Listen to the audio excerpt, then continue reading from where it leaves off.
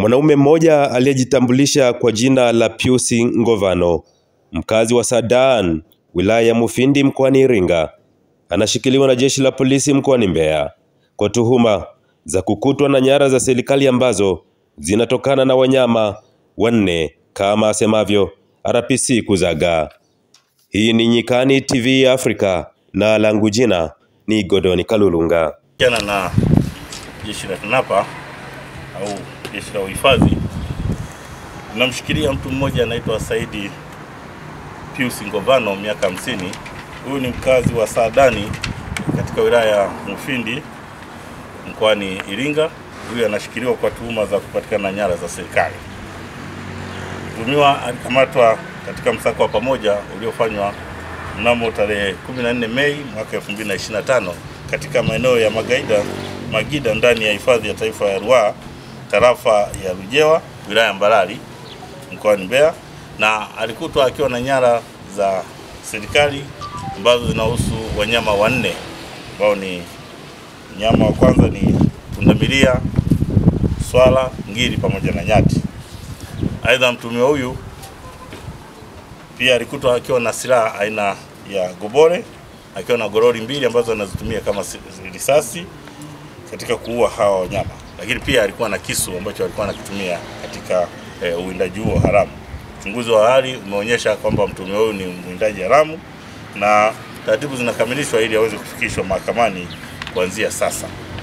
Wakati huo jeshi la polisi kwa kushirikiana pia na askari wa TANAPA pamoja na tawa kutoka katika mkoa wa Ruvuma tunamshikilia mtu mmoja anaitwa Betwel Kwea. Huyu ana umri wa miaka 51, ni mkazi wa kijiji cha Miombweni, wilaya ya Mbarali, kwa tuhuma za kupatikana na nyara za serikali, na hizi nyara amepatikana nazo bila kibali.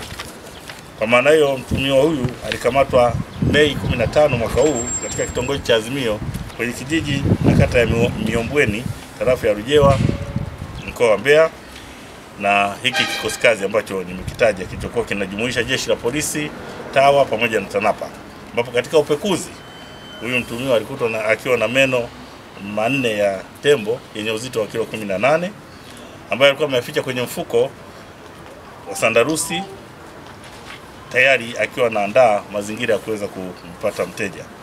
Lakini pia mtuhumiwa huyu pamoja na hayo alikutwa akiwa na gobole moja ambalo alikuwa anatumia katika uwindaji huo haramu. Mtuhumiwa amekamatwa katika harakati za kutafuta wateja ili auze haya meno, na uchunguzi wa awali pia unaonyesha mtuhumiwa huyu ni mwindaji haramu.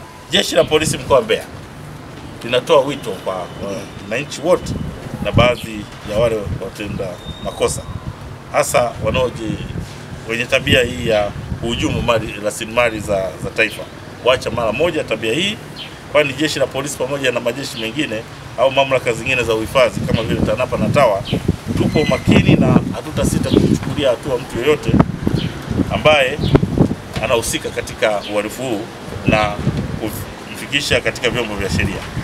Na aidha wale watu wote wanaoingia kwenye hifadhi ya taifa bila kibali kufanya uwindaji wa wanyamapori walio katika aidha kwenye hifadhi au kwenye mapori ya akiba bila kufuata utaratibu, sisi jeshi la polisi pamoja na vyombo vingine au majeshi mengine tutajikita katika kufanya misako, na tukiwakamata hawa ambao wanafanya utaratibu wa kuwinda na kujipatia kipato kisicho halali bila kufuata utaratibu tutawafikisha mahakamani.